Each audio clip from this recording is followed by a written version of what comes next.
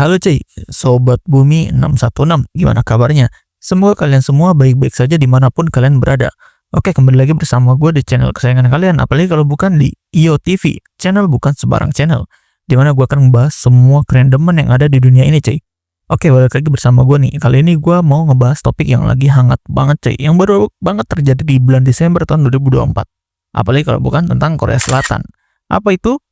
Sabar dulu cuy. Nah, sebelum itu nih, gue mau ngingetin buat kalian semua, bagi yang belum subscribe, mending cepetan deh klik tombol subscribe dan pencet loncengnya supaya kalian gak ketinggalan semua notifikasi video-video terbaru dari gue cuy. Oke, tanpa berlama-lama lagi, gue akan ngebahas videonya sekarang.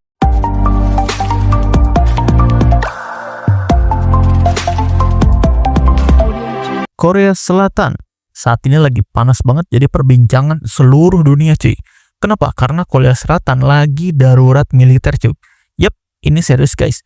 Negara yang biasanya kita kenal lewat K-pop, drama Korea, atau teknologi canggihnya ini sekarang lagi gonjang-ganjing gara-gara masalah politik cuy. Oke, dari ini gue akan ngebahas dari sudut pandang gue sebagai orang awam dan pendapat para ahli yang gue kumpulin menjadi satu. Serta dampaknya apa sih? Kira-kira berdampak gak sih buat kita? Mari kita bahas cuy. Oke, jadi ceritanya begini. Pada Selasa malam, tepatnya pada tanggal 3 Desember tahun 2024, Presiden Korea Selatan Yoon Suk Yeol tiba-tiba ngumumin darurat militer. Kenapa? Dia bilang ada ancaman dari pasukan anti negara. Nah, kalau kalian dengar kalimat ini, kayaknya serem banget ya. Tapi banyak yang bilang ini cuma dalih buat ngerebut kendali politik. Nah, Yoon langsung ngasih otoritas penuh nih ke militer, melarang demo, bahkan nyoba nge-freeze parlemen. Parahnya lagi, media aja hampir dibungkam olehnya. Untungnya parlemen nggak tinggal diam. Mereka cepat banget ngebatalin keputusan ini. Tapi emang Yoon akan seputus asa isu? Sebelum kita lanjut, gue mau ngasih tahu dulu nih sebuah fun fact yang gue temuin nih. Jadi darurat militer di Korea Selatan ini bukan yang pertama kali.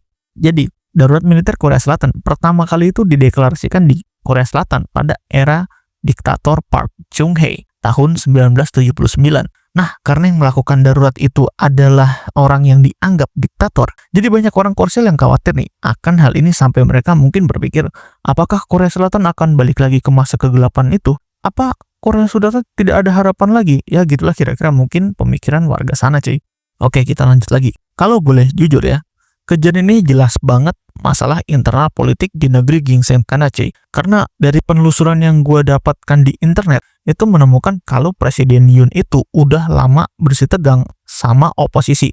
Bayangin cuy, 50 tahun Korea Selatan tuh tentrem, adem, ayem. Tiba-tiba langsung darurat militer. Siapa yang gak heboh coba?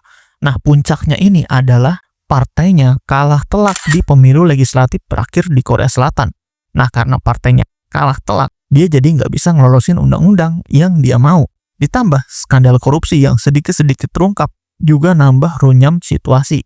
Beberapa ahli kayak yang gue baca di Kata Data dan Suara bilang ini langkah yang nekat banget dari seorang Presiden Yoon yang lagi kehilangan kepercayaan rakyatnya. Bayangin cuy, tingkat kepercayaan atau approval Yoon sekarang adalah yang terendah yang pernah ada dalam sejarah modern Korea Selatan, yaitu kurang dari 15%. Nah, menurut sisi lain atau dari pendapat orang yang masih percaya sama Presiden Yoon, mereka bilang nih langkah Presiden Yoon ini ada hubungannya sama sikap tegas dia terhadap Korea Utara. Mungkin dia ngerasa tertekan di dalam domestik maupun ada ancaman eksternal yang bikin dia harus bertindak se-ekstrim ini.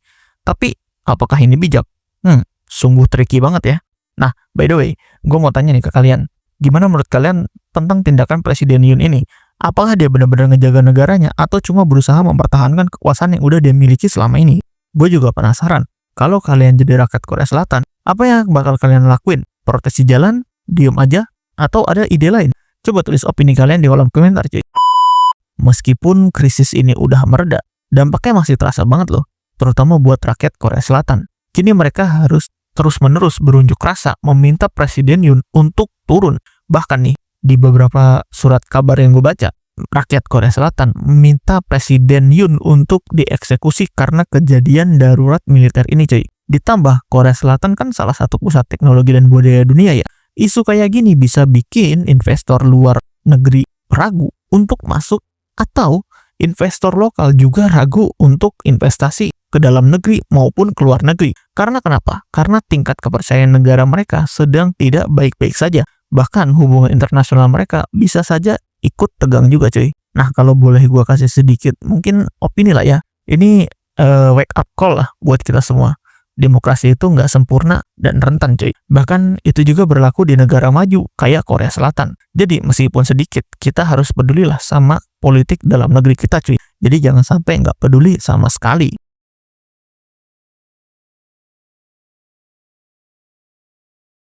Oke, itu dia pembahasan gua soal darurat militer yang terjadi di Korea Selatan secara mendadak cuy. Thank you banget buat yang udah nonton sampai akhir. Jangan lupa kalau kalian suka dengan video pembahasan gue seperti ini, klik like dan komen di video ini cuy.